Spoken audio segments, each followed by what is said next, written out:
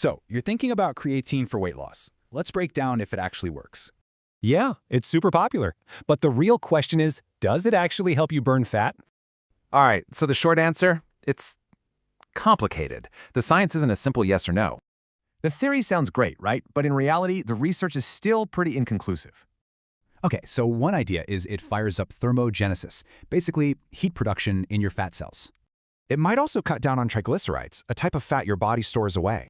Plus, more muscle means you burn more calories, even when you're just chilling. But the biggest benefit, the one that's really well researched, is something else entirely. To get it, you have to understand what cutting is. It's that calorie deficit phase. See, when you're cutting, you risk losing both fat and that muscle you worked for. And that's where creatine comes in. Its main job is to protect your muscle from being lost. How? It pulls water into muscle cells, which helps protect the muscle fibers. Okay, so if you're gonna use it, how do you do it right? Let's get practical. First things first, stick with creatine monohydrate. It's the most researched and effective form. Most people use a two-step approach, a loading phase, then a maintenance phase. For that loading phase, you're looking at about 20 grams a day for the first week. After that, you drop down to a maintenance dose of just 3 to 5 grams daily. Now, an important heads up, you might actually see the scale tick up a little bit at first.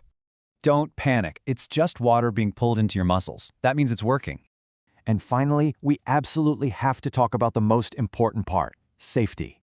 Look, creatine is not for everybody. If any of these apply to you, you should be cautious. You might also run into some side effects. So yeah, definitely stay hydrated. So, what's the big takeaway? Think of it less like a fat burner and more like a muscle preserver. And like with anything, you should always talk to your doctor to see if it's right for you. So, it all comes down to this. What's your real goal? Losing weight or changing your body?